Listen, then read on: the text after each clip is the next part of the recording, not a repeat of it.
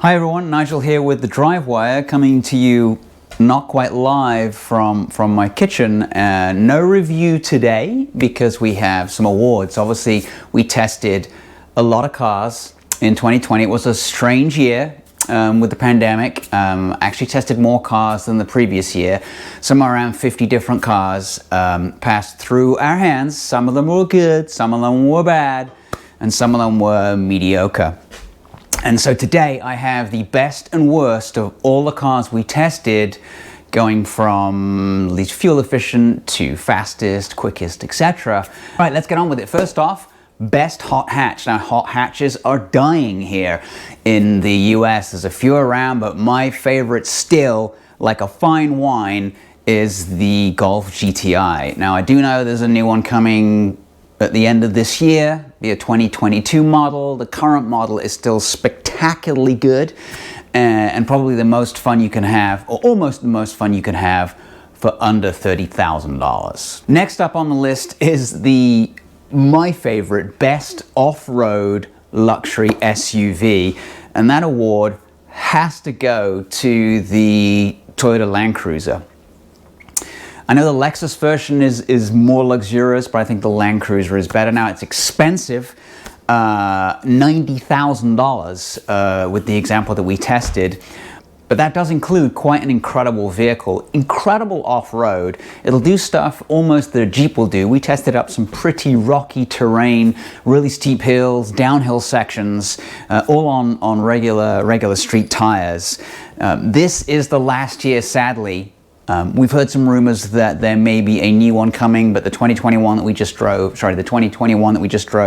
last year was supposedly the last one. It absolutely destroys off-road terrain, and then it's also really good on road, super quiet, super soft suspension. It's just a nice place to be. Not the quickest car though.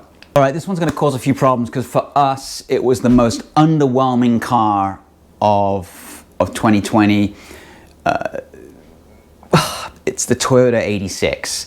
It just simply doesn't have enough power, and we know that they're going to address this in the new one, and it's not necessarily about the horsepower that it doesn't have. It just simply doesn't have any torque. I mean, 156 foot-pounds, and yes, it does weigh less than a small hen. That's not enough when that torque kicks in at like a sky-high 5,600 RPM. So you've got this really short little piece of peak torque, and then you got to change gear. The gear change is not as slick as it could be. Yes, it's a great handling little car. Don't upset the fanboys here. It is a great little car. It's super lightweight, but it's just super slow. It can barely pull the skin off a rice pudding. If you try to pass somebody on a 2-lane road, you've got to plan it 2 days in advance to be able to get past them. The good news is there's a new one coming along. It's going to have more power. The torque band is going to be bigger and starts around 3,000 RPM, so fantastic. Unfortunately, next on the list is the slowest car we tested. I'm going to move over this pretty fast. It's the Lexus UX, the non-hybrid version. The hybrid version is okay. 169 horsepower in a vehicle that weighs more than it should for that kind of small amount of power. Give it more power, Lexus, please. All right, onto some really good stuff. We got to drive the Toyota Supra, the 2020 version, followed by the 2.0, and then the 21 3.0 turbo. 385 horsepower up from 335. They finally gave it the right amount of power, or the same power that the BMW has. Yes, I don't want to hear it. It's a BMW inside, and that is somewhat sad, but it is still absolutely spectacular fun to drive. And of course, it looks absolutely stunning. All right, moving on. Based on a few naturally aspirated V8s, they still exist. The Mustang has one. It's a great V8. But I have to say the best naturally aspirated V8 car that we drove in 2020 has got to be the Lexus RCF. It's not just the engine that needs to be good, it needs to be perfectly mated, then the 10-speed transmission works great. Just because it doesn't have as much torque as it could.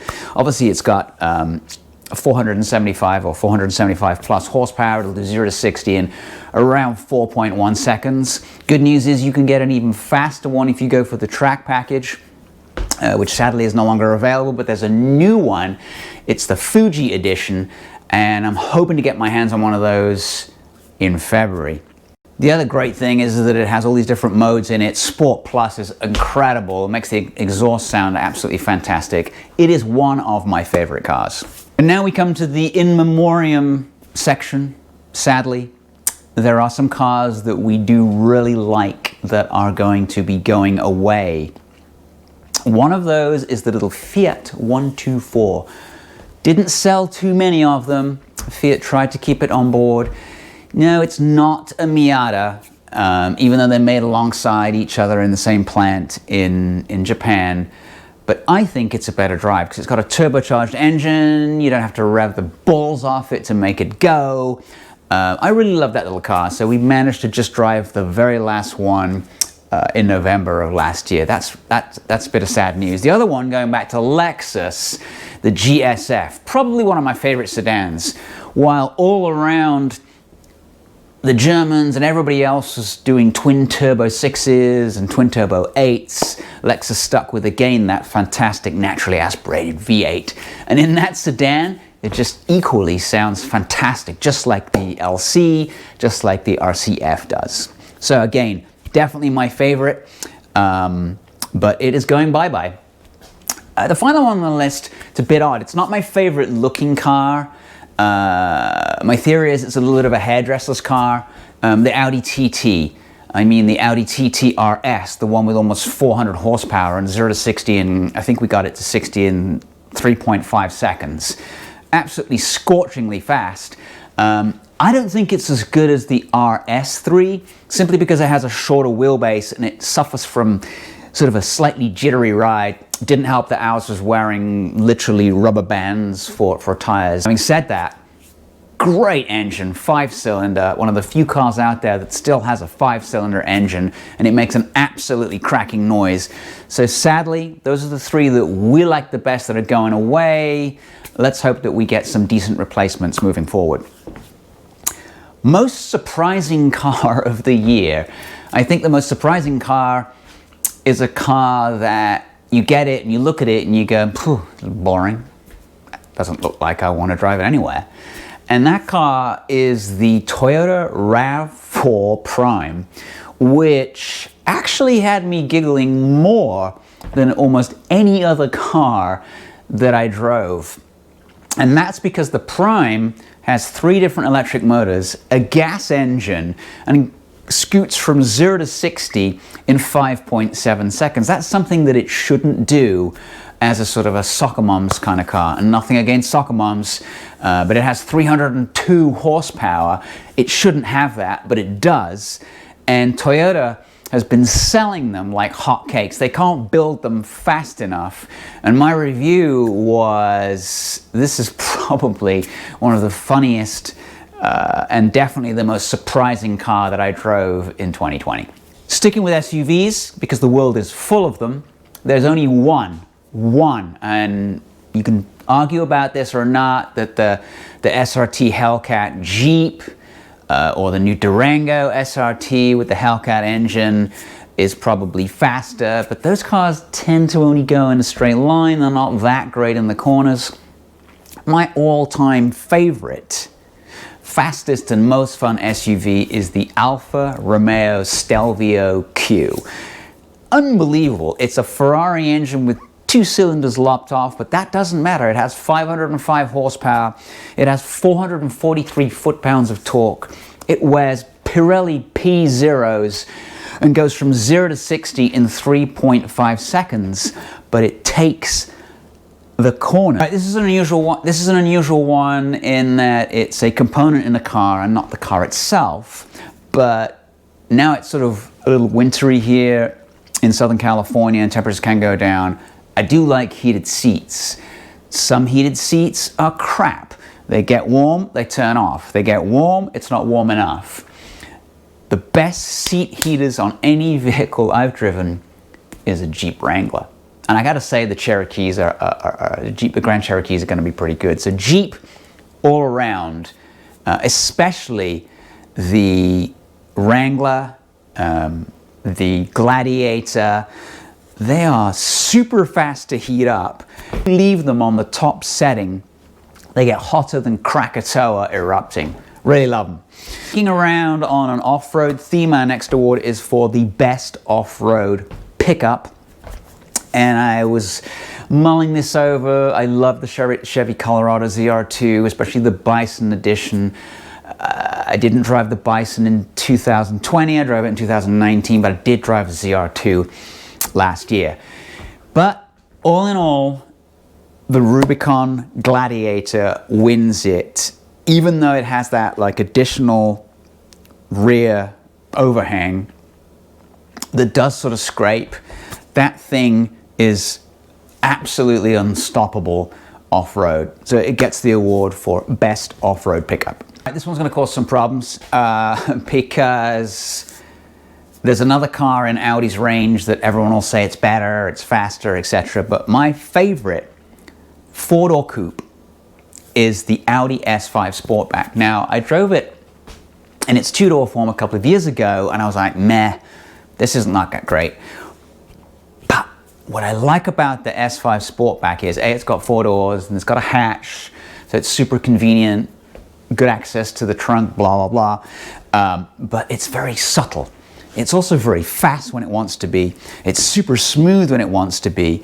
And it's a really comfortable drive. I really like that car. Now, you can spend more money on an RS5. It's a little bit more raucous. It doesn't make a particularly good engine noise.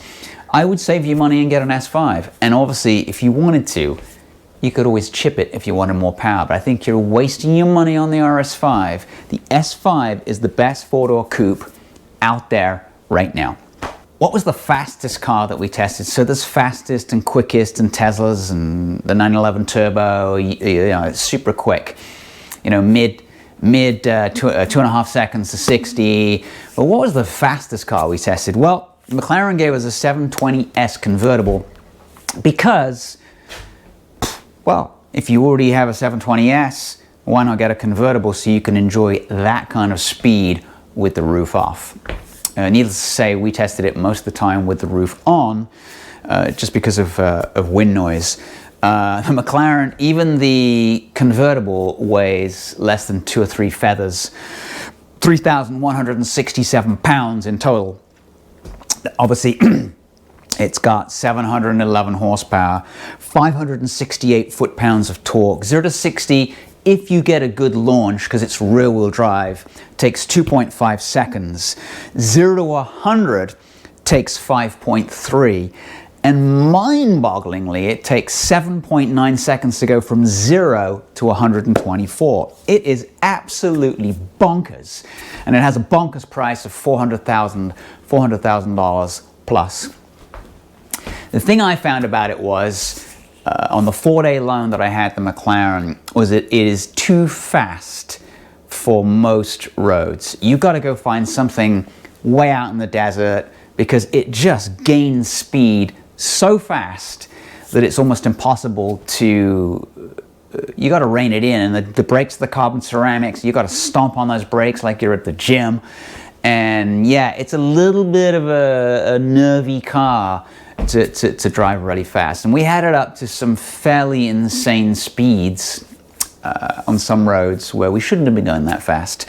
But all in all, it was the fastest car, over 200 miles an hour, I believe, with the roof down, 205, 215 with the roof up. Who cares? It's stupidly fast. Now there's going to be some more. There's a new Ferrari 488 Pista. There's a few other cars out there now that are going to be faster than that, but there's always the 765, which we already know is quicker. All right, final award is for the best car that we drove all year. And obviously we didn't drive every car, so we don't know. What we don't know, we don't miss. But for us, the single best car, for many reasons, was the new C8 Corvette. Now the reason behind it is that it does 0 to 60 in 2.9 seconds. It does have 3 very low gears. It's a super quick DSG transmission. It has incredible handling. It doesn't fishtail like the old C7 did. The downside is it doesn't sound as good as the old C7, but I think once we get a faster version with closer to 800 horsepower, we might see some better noises. I think the biggest change is obviously it's now mid-engine. It looks stunning. It's got room for a set of golf clubs if you like wasting 4 hours on a golf course. Excellent and well thought out interior, except for that really long group of buttons, which is a bit odd, and it isolates the passenger like they're in North Korea, and they can't cross that border. But it is fast. It is an awful lot of fun. It handles phenomenally well. It cuts into corners like it's a race car. The faster you go, the better it feels. And its cornering limits are literally almost out of reach on public roads. But the best news, the very best news about these Corvettes, base price $58,900. The one that we tested was $67,000. I think even that is stupendous value and still a ridiculous bargain. So we'll end it on Corvette C8. Let's look forward to 2021. Let's see what cool cars come out. Thanks for watching. Please subscribe, make some comments, tell me what you think about my list of the best and the worst cars for 2020. Thanks.